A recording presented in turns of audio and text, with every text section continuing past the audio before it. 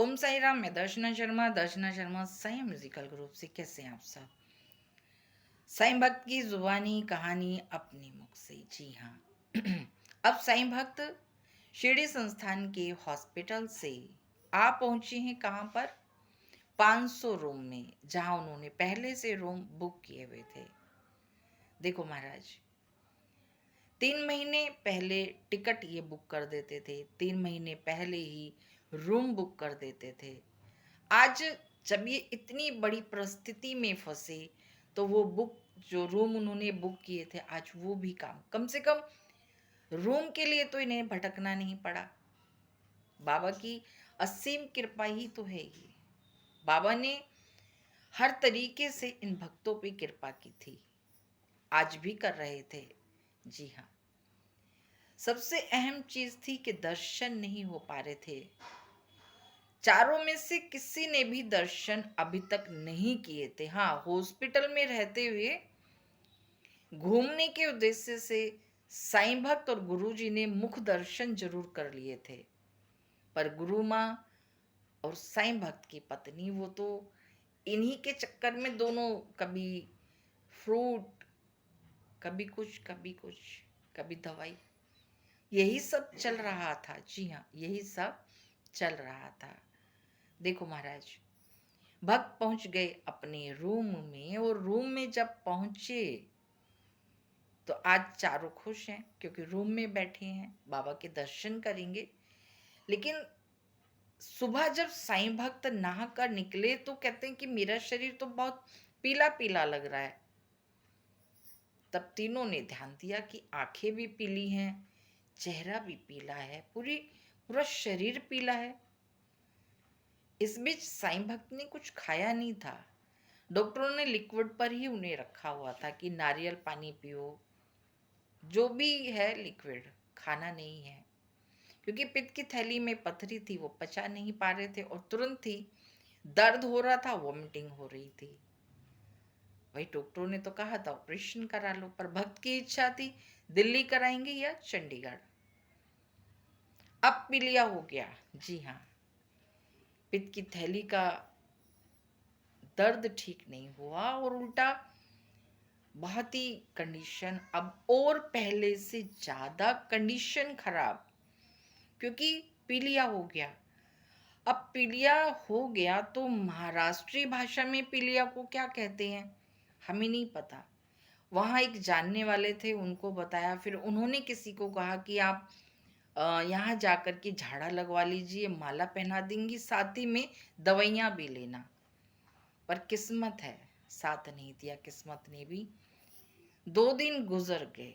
अब ऐसा हो गया कि ना पीलिया ठीक हो रहा है, ना पित्त की थैली का दर्द ठीक हो रहा है, ना खाना खाया जा रहा है। आज लगभग 8 दिन की स्थिति है, बिना खाना पीना खाए। इधर घर वालों के फोन आ रहे हैं, उनकी माँ रो रो के कह रही है बेटा आ जाओ, भाई रो रहे हैं भैया आ जाओ, भाभियां कह रही हैं इलाज यहीं हो जाएगा, आप आ जाओ, बाइयर आ जाओ। जब स्थिति ऐसी हो गई कि कुछ समझ नहीं आ रहा कि क्या किया जाए। जी हाँ, स्थिति हाथ से खत्म, निकल चुकी थी। सोते में लग नहीं रहा था कि ये वही इंसान है जो 50 बंदों को शिरडी लेकर आता था। आज उसकी खुद की आंखें धसी हैं, चेहरा काला, एकदम से पीलिए के कारण चेहरा बहुत खराब, स्थिति पूरे शरीर की बहुत खराब। क्या करे? आज फाइनल हो गया कि हमें, जी हाँ, अब फैसला हो चुका था कि बाई ईयर भक्त को कल निकलना है। जी हाँ, ये फैसला हो चुका था कि तुम बाई ईयर पति पत्नी चले जाओ।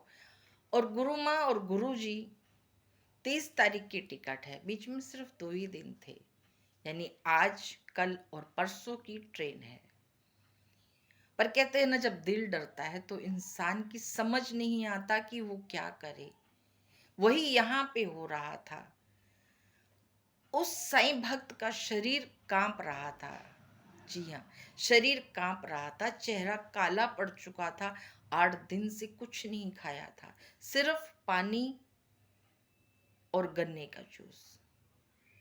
साईं भक्त की पत्नी और गुरु माँ नहीं जानती थी कहाँ क्या मिलता है, लेकिन हर जगह जा जा करके पूछ पूछ कर सारी चीज़ों की व्यवस्था करती, साईं भक्त के लिए लेकर आती। जितनी कोशिश होती वो ले लें पी लें बस, पर वो नहीं खा सकते थे ना ही पी सकते थे। अब स्थिति बहुत नाजुक थी।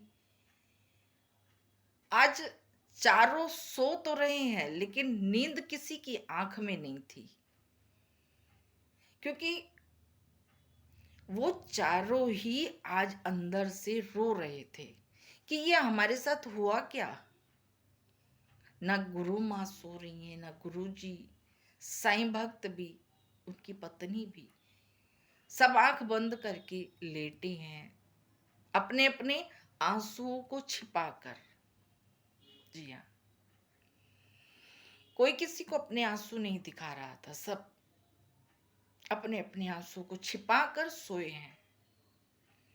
ऐसे में गुरु माँ कहती है कि मुझे सुबह साईं बाबा के दर्शन करने हैं और शाम को आप निकल जाना। जिसको मेरे साथ चलना है चले, नहीं चलना तो मैं अकेले ही जाऊंगी। फैसला हो चुका था कि बाईयर कल साईं भक्त को पत्नी के साथ जाना है। गुरुजी को और गुरु माँ को 30 तारीख को ट्रेन से निकलना है। जी हाँ, क्या साईं भक्त जाएंगे या फिर गुरु माँ दर्शन करने जाएगी? क्या होगा अगले प्रसंग में। ओम साई राम।